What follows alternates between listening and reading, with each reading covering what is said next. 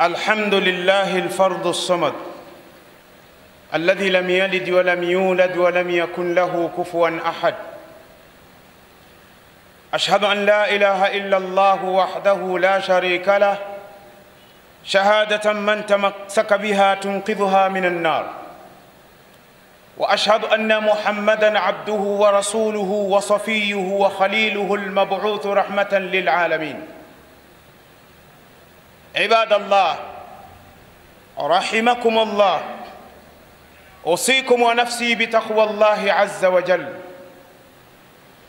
قال الله تعالى: يا أيها الذين آمنوا اتقوا الله حق تقاته ولا تموتن إلا وأنتم مسلمون.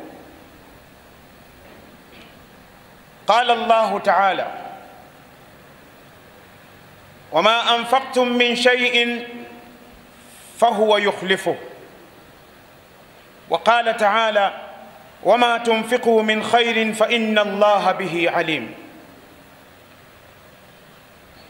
ثم الصلاة والسلام على رسول الله صلى الله عليه وسلم. Ndugu zangu katika imani,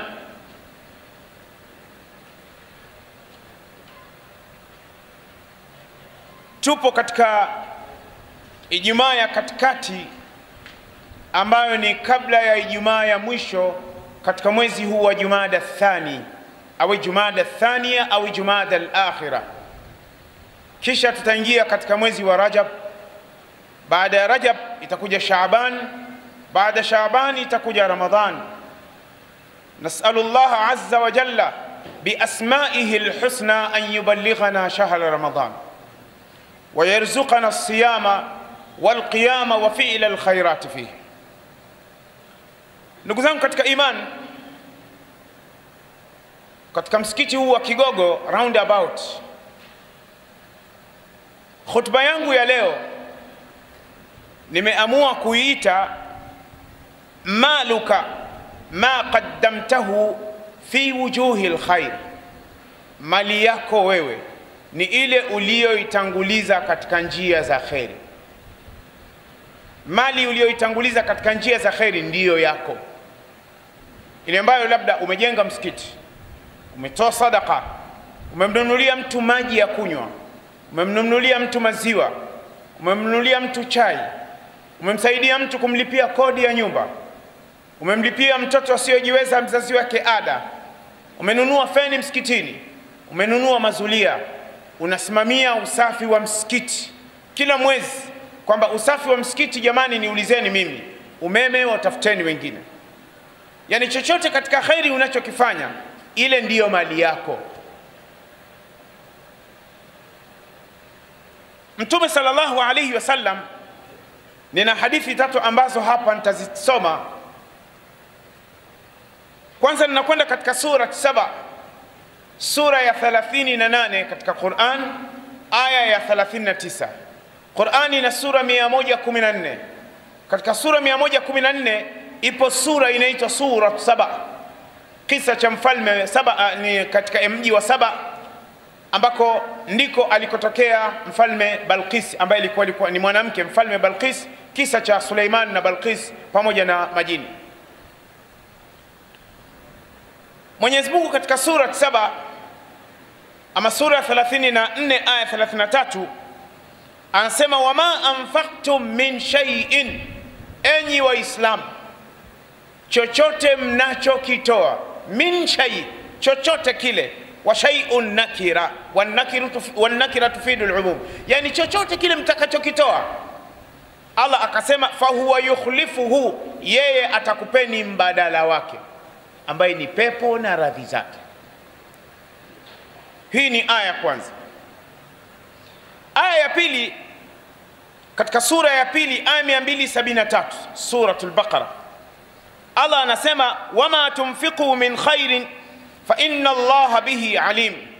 Khairi yoyote mtakayoifanya nyinyi waislamu, Allah anaijua. Ndugu zangu katika imani, hapa tulipo inawezekana tukasema tumsubiri mfadhili, lakini huyo mfadhili atakwenda peponi, wewe hutaki kwenda peponi? Atakwenda peponi.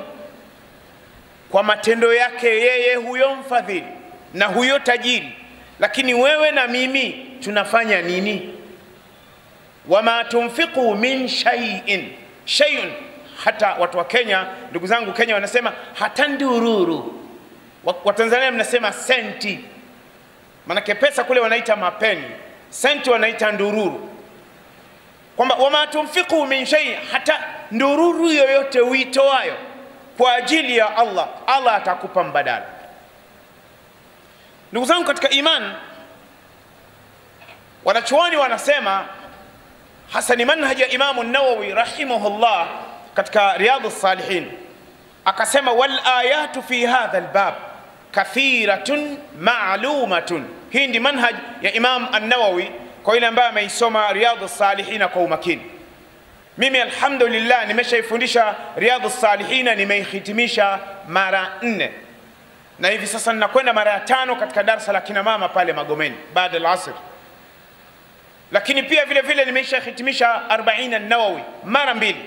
Namuomba Mwenyezi Mungu haya ninayoyafanya yaende katika mizani ya mama yangu na baba yangu, naende katika mizani ya walimu wangu ambao wa kwanza aliyenianzisha alifu pale mwa mgongo, Sheikh Yusuf Nturanya, Allah amweke pahala pazuri. Kisha unakwenda hapa Dar es Salaam kina Sheikh Abbas Mustafa Makbul wa kina Sheikh Ishaq Abul Khair, unakwenda kwa kina Sheikh Suleiman. Kisha unakwenda Mombasa, Sheikh Sirajur Rahman an-Nadwi al-Qadhi ambaye alikuwa ni mkurugenzi wa Kisauni. Mimi alikuwa ni kama babangu alivyonilea yule.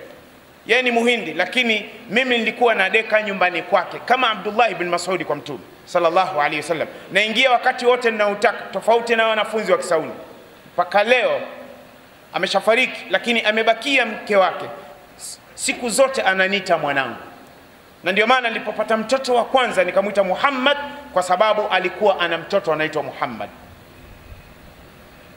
Na Allah apeleka katika mizani ya mashekhe wangu walioko Madina ambao tayari wamekwenda akhera na wengine bado wapo. Dr. bin Umairi al-Madkhali ametufundisha mwaka wa 2 Sahih Muslim Kulliyatu Da'wa. Dr. Muhammad Eid al-Juhani ametufundisha usul al-fiqh. Muadhin Masjid an-Nabawi ambaye ni muadhin wa msikiti wa Mtume mpaka leo yupo hai. Dr. Umar Hassan Kamal ametufundisha tafsiri ya Qurtubi kuanzia suratul Furqan mpaka kuja huku sura za kuendelea. Kisha pamoja na wakina wengine wa Sheikh Dr. Ibrahim al-Buaimi pamoja na mashekhe wengine, Dr. Abdullah ibn Mubarak al-Hariq, hawa wote al-Jazani, hawa wote Allah awapelekee, kwa sababu kazi ninayoifanya hawa ndio ambao wameshika sikio. Sasa Imam an-Nawawi rahimahullah anasema wal ayatu fi hadha al-bab kathira. Aya katika mlango huu zipo nyingi sana. Al-hadith al-awwal, hadithi ya mwanzo عن ابن مسعود رضي الله عنه قال قال رسول الله صلى الله عليه وسلم أيكم مال وارثه أحب إليه من ماله؟ قالوا يا رسول الله ما منا أحد إلا ماله أحب إليه. قال صلى الله عليه وسلم فإن ماله ما قدم ومال وارثه ما أخر. رواه البخاري في كتاب الرقاق باب ما قدم من مال وارثه فهو له. حديث 226. ndugu zangu katika iman, anasimulia hadithini Abdullah ibn Mas'ud ibn Habib ibn Ghafil al-Hudhali al-Makki. Sahaba huyo amefariki mwaka 32 Hijria na amezikwa katika mji wa Madina pale Baqi. Abdullah ibn Mas'ud anasema qala Rasulullah, siku moja Mtume aliwauliza masahaba, na mimi nakuulizeni Waislamu ndio hudhuria katika msikiti hapa wa Kigogo roundabout, na wale ambao wanapata live hivi sasa khutba kutoka katika msikiti huu kupitia Africa TV duniani, na kuulizeni swali ambalo Mtume aliwauliza masahaba na mimi leo naliuliza, ayyukum malu warithihi ahabbu ilayhi min malihi? Ni yupi kati yenu Waislamu mali ya warithi wake inapendeza sana kuliko mali yake? Yani ni nani anapenda mali ya warithi wake kuliko mali yake? Masahaba swali hili lilikuwa walimshangaa Mtume, wakamwambia ya Rasulullah, ewe Mtume wa Allah, ma minna ahadun, hakuna yoyote kati yetu, illa maluhu, isipokuwa mali yake yeye, ahabu ilaihi. Kila mtu kwa mfano anaipenda simu yake, hata kama hiki ni kiswaswadu, sawa, ni kiswaswadu lakini ninakipenda mimi, ni changu. Lakini kama ndugu yangu huyo akiwa na kiswaswadu halafu nikapenda kiswaswadu chake, kupenda kile kiswaswadu chake hakusaidii, kwa sababu kile ni chake yeye. Hiki kinanisaidia mimi, simu hii inanisaidia mimi. Waarabu wanaita jawal mutanaqil au mahmula, hii inanisaidia mimi, ndio itakayonisaidia. Sa Mtume akauliza, ayyukum malu warithihi ahabbu ilayhi min mali, ni yupi kati yenu mali ya mrithi wake inapendeza kuliko mali yake?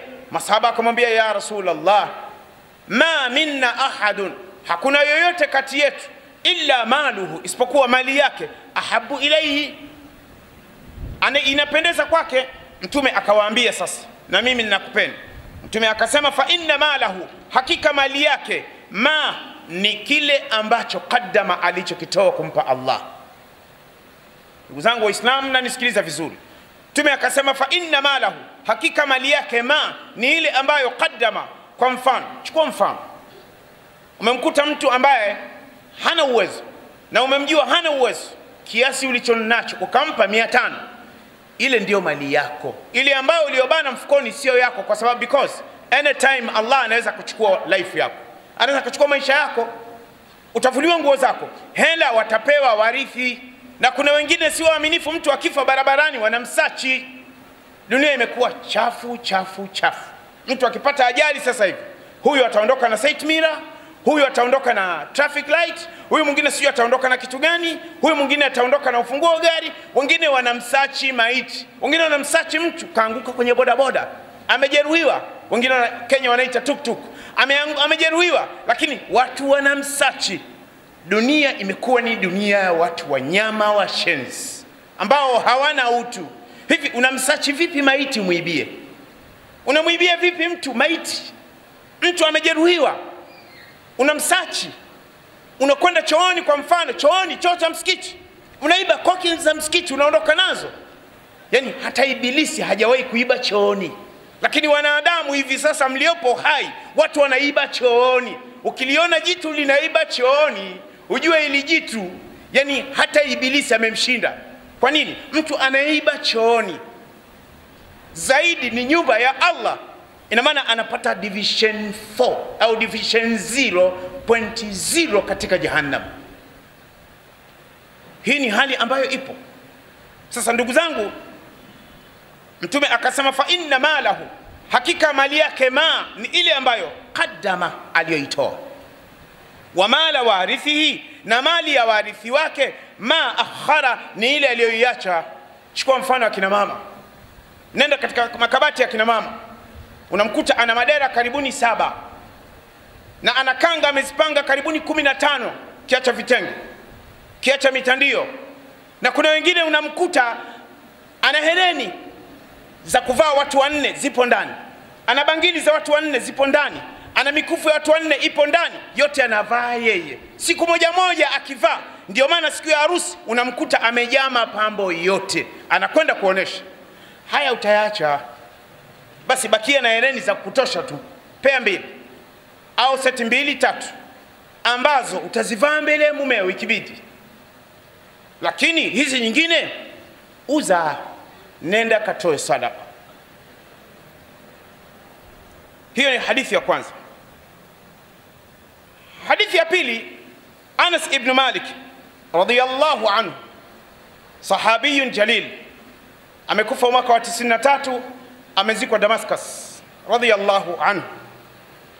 Anas ibn Malik radhiyallahu anhu anasema, qala Rasulullah sallallahu alayhi wasallam, Mtume anasema, ndugu zangu katika imani, mimi mwenyewe ninayazungumza haya na nyinyi tusikilize, na wale ambao mnaotufuatilia kupitia Africa TV sasa hivi. Mtume anasema, sab'un, matendo 7, sab'un khairati 7,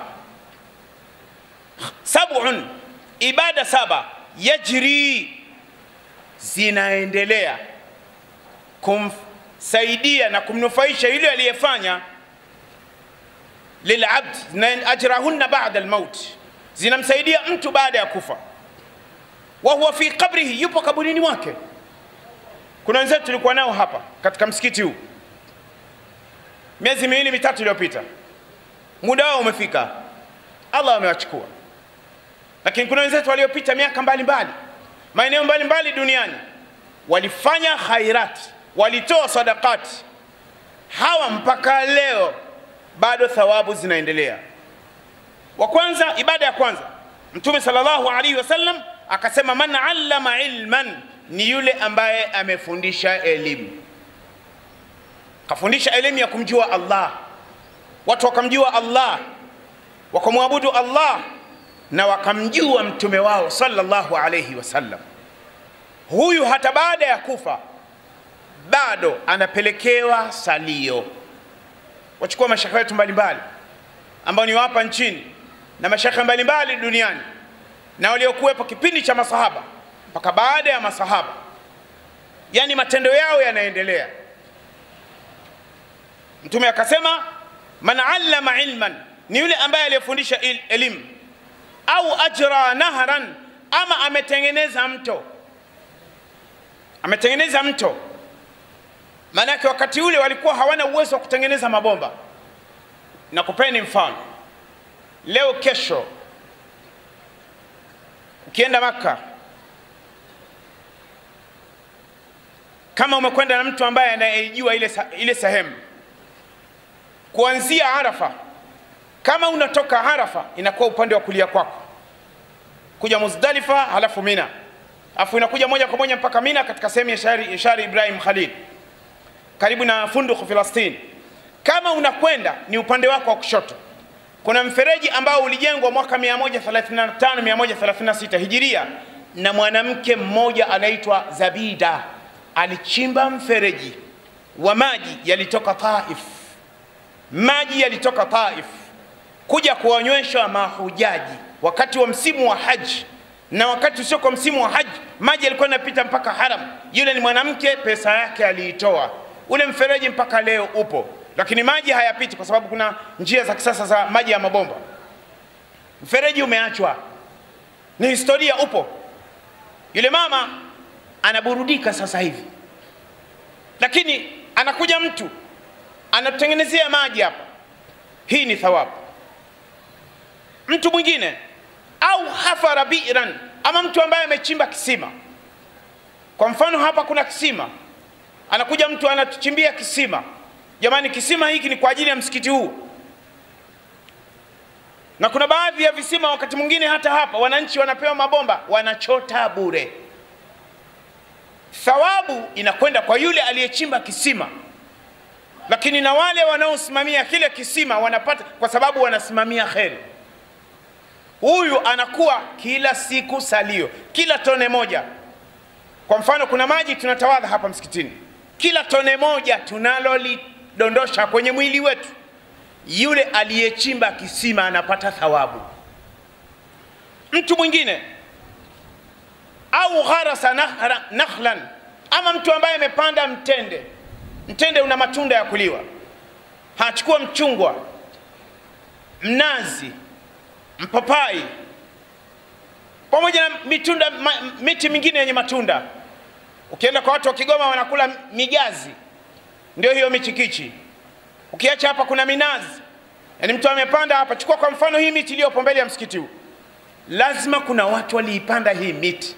Leo kuna watu wanaburudika, wanafaidika na kivuli, wanapata thawabu.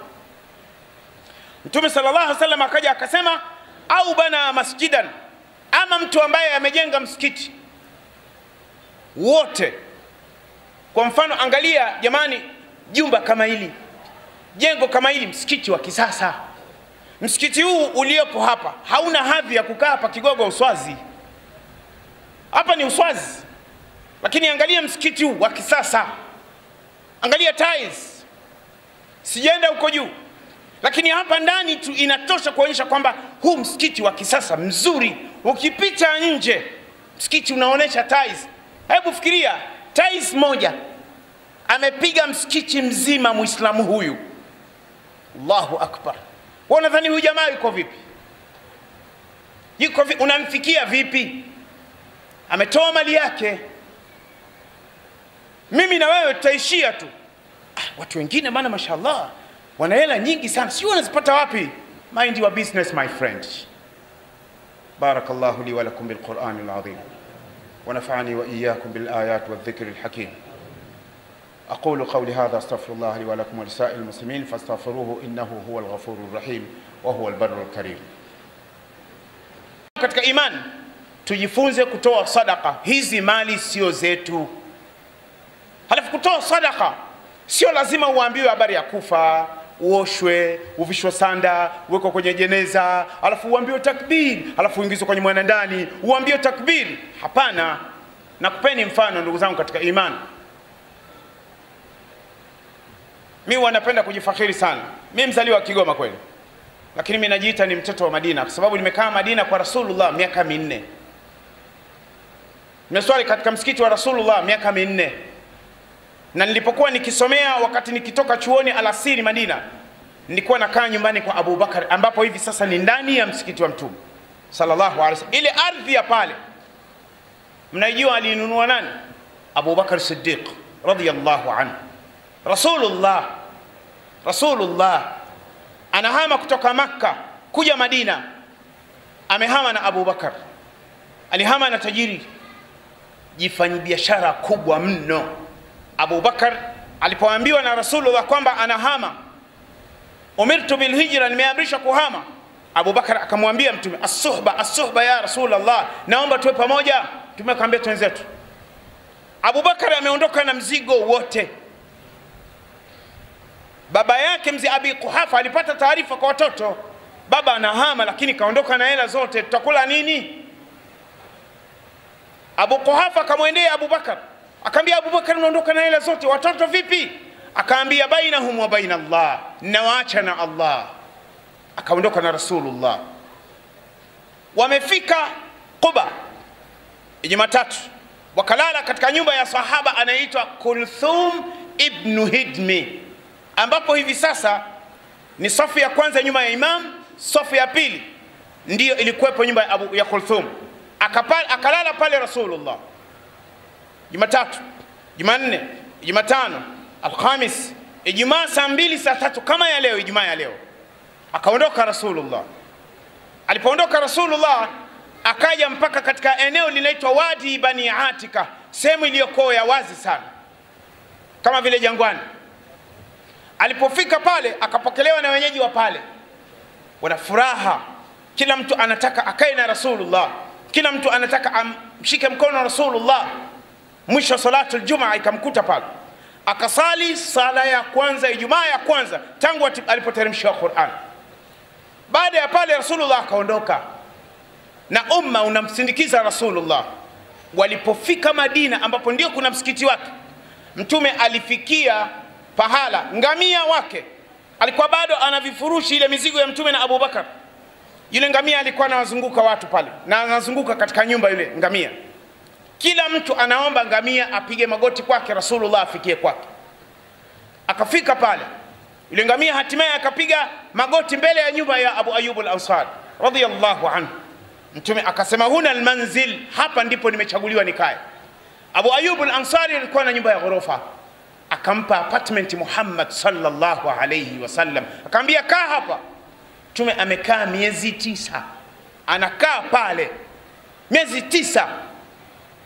Miezi 2 mitatu ya 4 alikuwa analishwa. Abu Bakar ananunua chakula kinapikwa. Abu Ayyub al-Ansari ni tajiri, ana uwezo. Rasulullah anaengwa.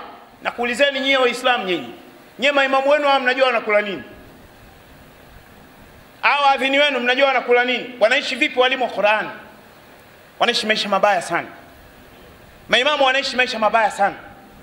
Inafika pale imamu lazima aombe, sababu la sivyo anafanya dhambi. Na imamu asipoonekana msikitini lawama.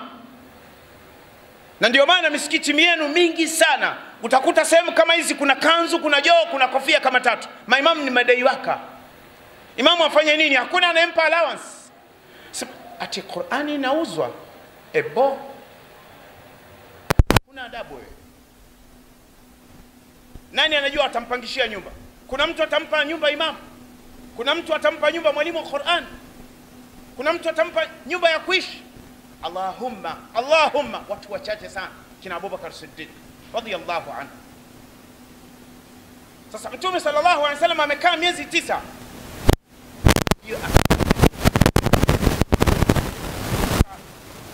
Ule msikiti mnauona pale wa Rasulullah, ardhi ile aliinunua Abubakar, aliwaambia thaminuni, mtajieni mzigo.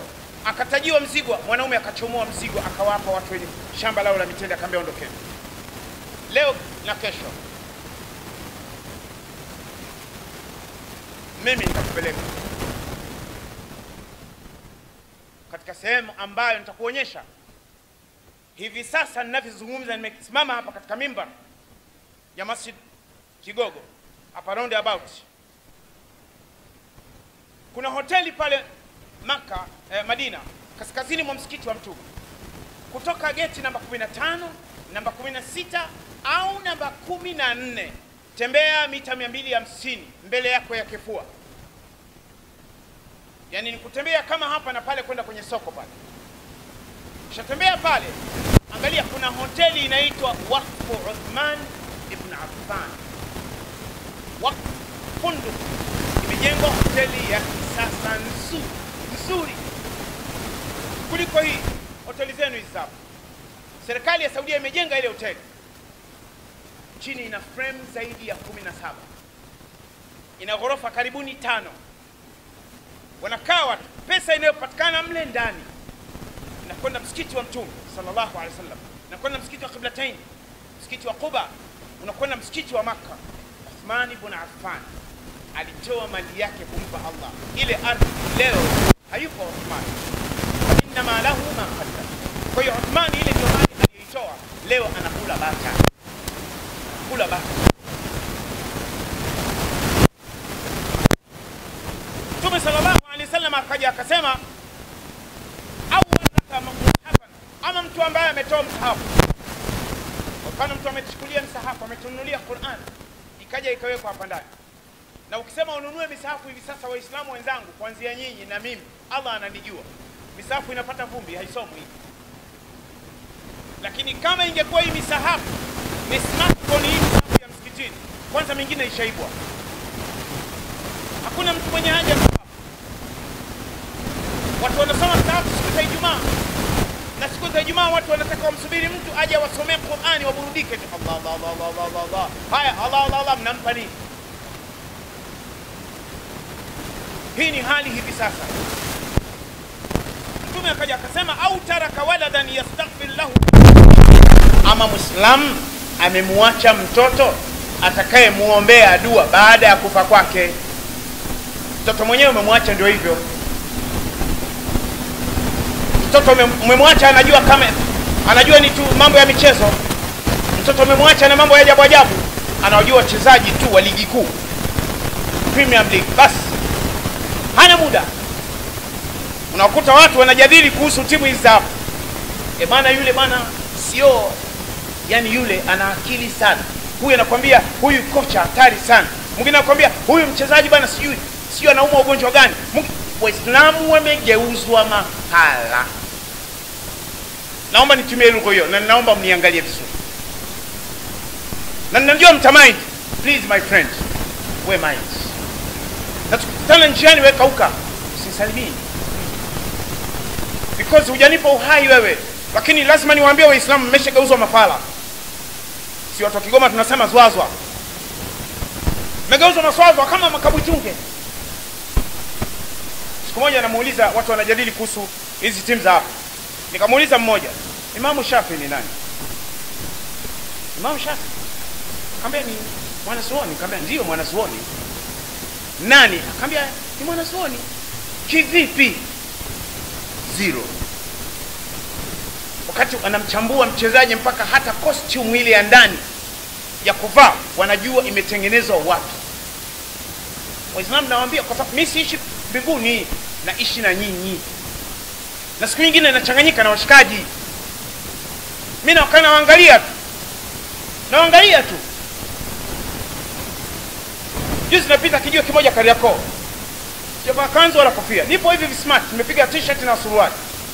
Watu wanajadili vitu ambavyo Waarabu wanasema balash, vikipuuzi. Most of them are Muslims. Tena wanajadili mbele ya magazeti.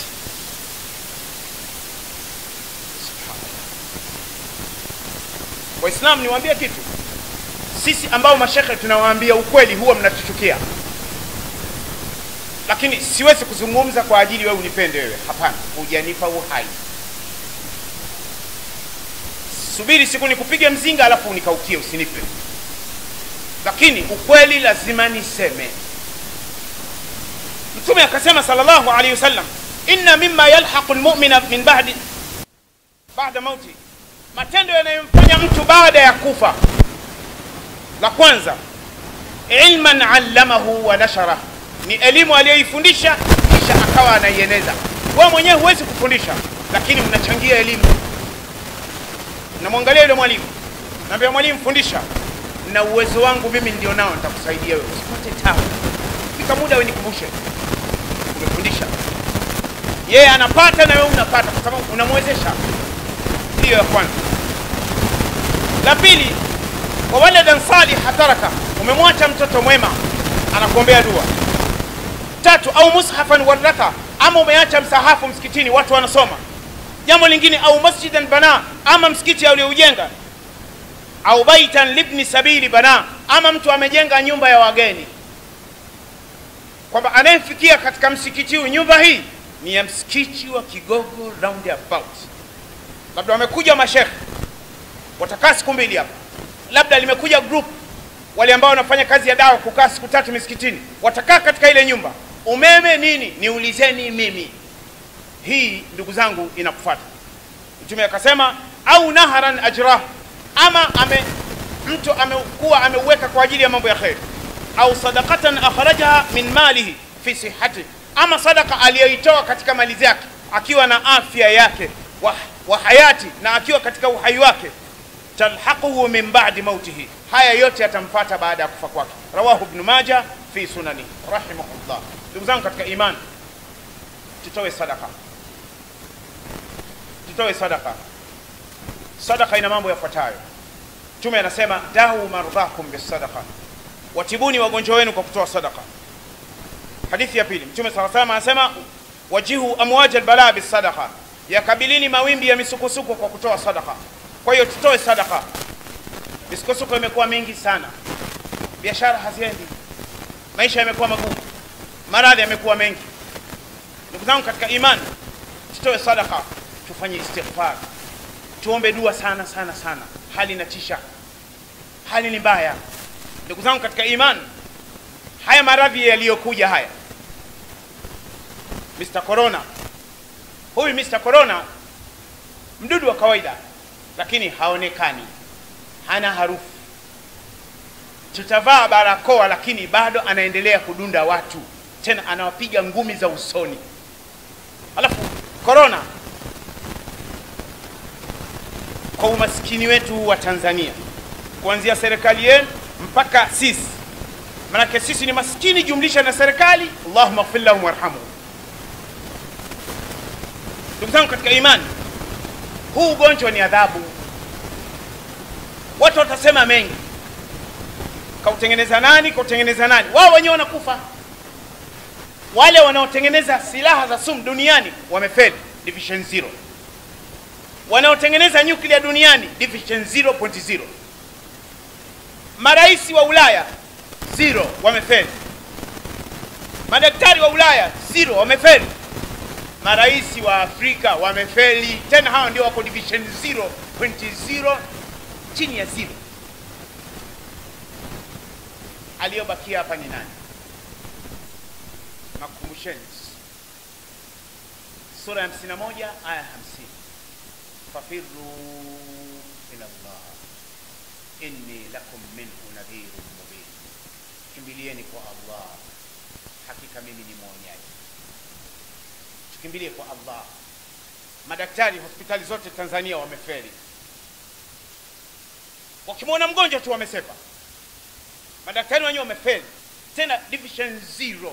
Kwa ina maana hata ile selection hawapati, hata ile selection ya huruma hawafai. inabidi walisiti upya. Wamefeli madaktari wote, kuanzia Ulaya mpaka hapa kwetu. Aliyebakia ni nani? Fafirru ila Allah, kimbilieni kwa Allah. Waislamu wenzangu, Watanzania wenzangu, na serikali yenu ya Tanzania, acheni maasi, acheni dhulma, acheni upuuzi, acheni maasi. Mnafanya maasi, mnauana wa Tanzania, nyinyi mnadhulumiana nyinyi wa Tanzania. Haya nitawaambia, mtamind kwamba tuna maasi gani.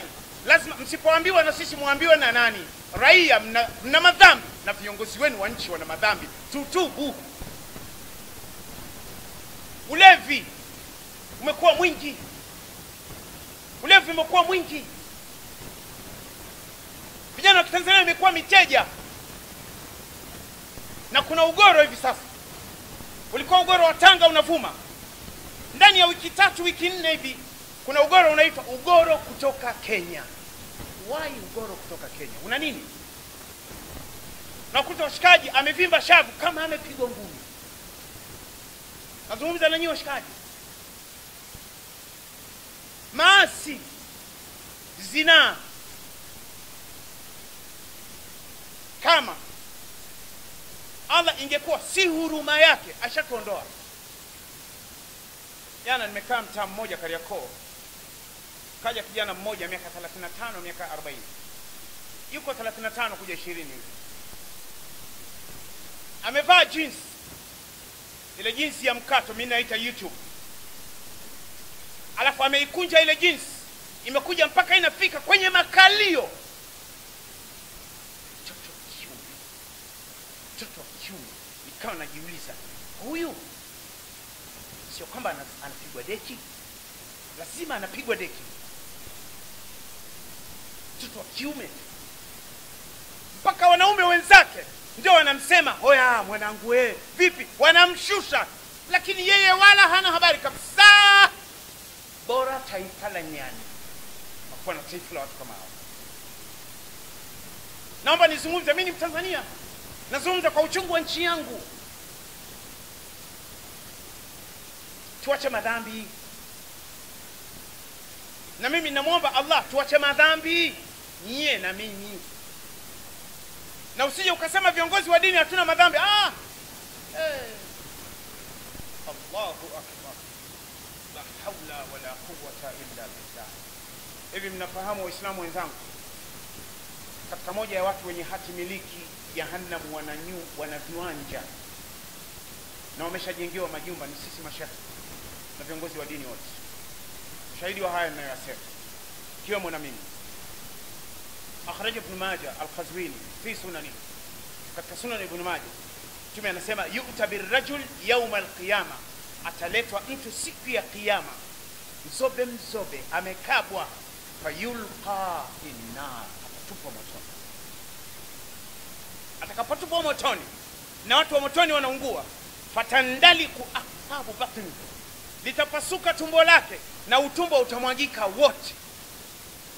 Ameangukia tumbo huyo kiongozi wa dini huyo, kama mimi na wenzangu, kaangukia tumbo, halafu tumbo limepasuka na utumbo umemwagika.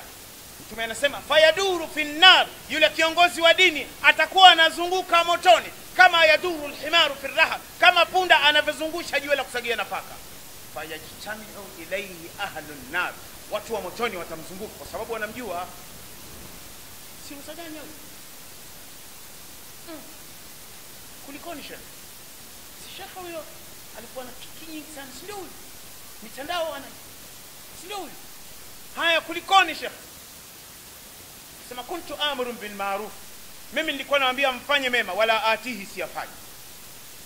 Viongozi wa dini hao. Wa anha anil munkar, nakataza mabaya, wa atihi, minna yafanya. Tuombeeni dua sana.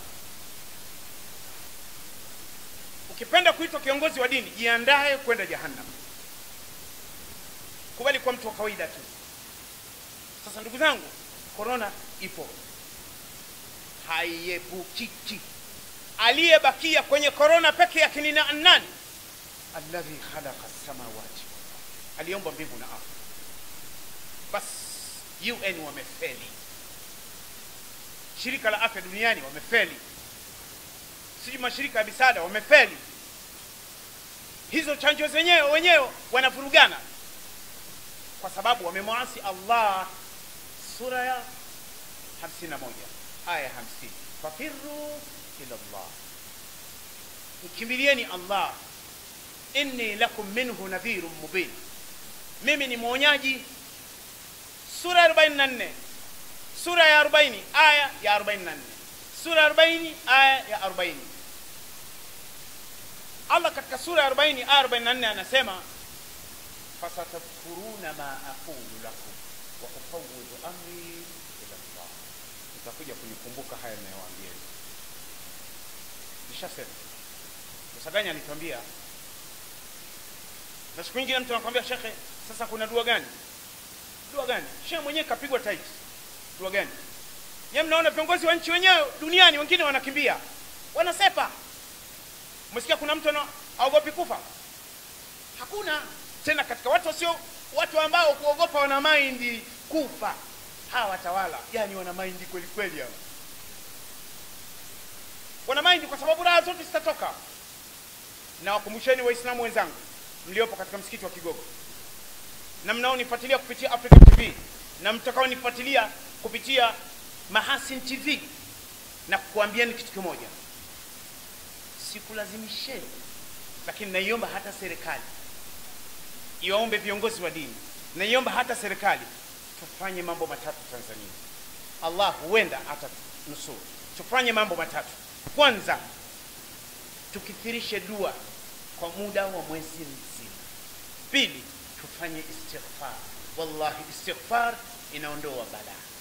Tatu, tulete toba. Kila mtu baada ya swala, Mungu mimi mkabaji, mimi ndikuwa teja, Mungu mimi zinifu, Mungu mimi natembea na mke wa mtu, mimi Mungu usiku naruka, mimi IT fundi, siku naruka, naweza nikaenda hapa mpaka Kigoma nikarudi. Mungu nakuomba nijalie, Mungu mimi nimefanya jambo fulani nisamee. Kama maradhi haya yanatokana na madhambi yangu, basi Mungu nimeacha, nisamehe na uwasamehe wenzangu. Sababu haya madhambi, hii adhabu inawapata wale waliohusika na wasiohusika. Na corona ametia adabu dunia nzima. Na utaona itakapokuwa Mungu ameleta nusura, Watanzania tutarudi kwenye madhambi tena. Lakini tuchukue tahadhari. Sahaba mmoja alikwenda kwa Mtume, alikwenda na farasi wake, akamwacha pale, akakaa mbele ya Rasulullah. Alipokaa mbele ya Rasulullah akamwacha farasi, Mtume akamwambia aqilha, mfunge farasi wako. Ndio maana akamwambia nipo mbele ya Rasulullah, huyu farasi atakosa adabu mbele ya mtume wa Mungu aondoke. Mtume akamwambia aqilha, kwanza mfunge, thumma tawakkal ala Allah, mkabidhi Allah. Tuchukue tahadhari, tuvae barakoa, tuoshe mikono. Na Uislamu umetufundisha kunawa mikono. Tunawa mikono tunapotoka choo. Ningekuombeni Waislamu wenzangu, kila anayekuja msikitini, ukipata hata sabuni ya unga ya buku, mwaga sehemu ya kutawadia. Waislamu wenzako watawala. Yani mikono ikiwa salama na akaondoka salama, umechangia maisha ya mtu. Allah hatakuacha. Wale ambao watakaweza kuleta sabuni na wale ambao watakaweza kuleta sanitizer, hali inatisha. Biashara ngumu. Mnafahamu nyewe wa Tanzania hivi sasa mnafunga frame za biashara. Biashara haiendi. Kutwa nzima mtu anauza buku 5, alikuwa anauza buku 50. Buku 5. Na siku nyingine unakaa dukani unacheza mpaka MB zinakwisha. Wanakuja wateja hao. Mmoja kanunua, mwingine kauliza, kaondoka. Hali inatisha. Madhambi, zina. Wanawake wanasagana nchi hii. Kuna watoto wa kiume wanasagwa nchi hii. Mtoto wa kiume nimemkuta amevaa pete kidole cha mguu. Mtoto wa kiume namkuta amevaa kikuku kwenye mguu. Tayu.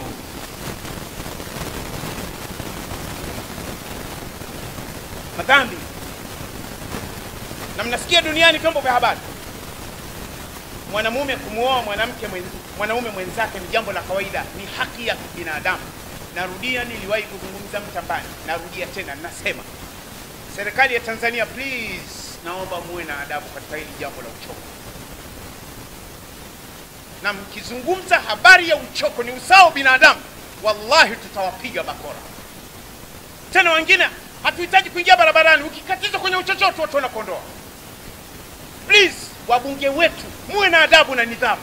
Kodini yetu tunatoa sisi, msizungumzie habari ya uchoko bungeni. Hatutaki ushenzi. Tubakie maskini, tubakie salama, tusifanye ya kumuudhi Mungu. UN wakileta hizo unaambia kaa pembeni. Kwani UN ni nani? UN imeanzishwa mwezi Oktoba mwaka 1945 katika mji wa San Francisco. Na walioanzisha UN wote, ile jopo la watu 10 walikuwa ni machoko. Nani anataka uchoko nchi hii?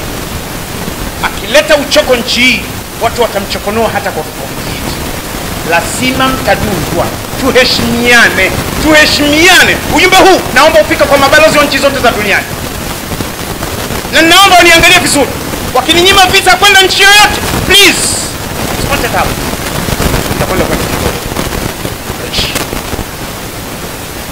Lakini lazima tuwe na nchi yenye adabu. Tuwe na nchi smart, na taifa smart, viongozi smart, watawala smart, tupate uchumi mwema. Mwenyezi Mungu atulinde na ugonjwa wa barakoa, ugonjwa nini, ugonjwa, Mwenyezi Mungu atulinde na ugonjwa wa corona. Mwenyezi Mungu atuondolee maradhi mabaya. Mwenyezi Mungu atuondolee maradhi mabaya. Mwenyezi Mungu aiondoe corona. Mwenyezi Mungu aiepushe corona ndani ya Tanzania.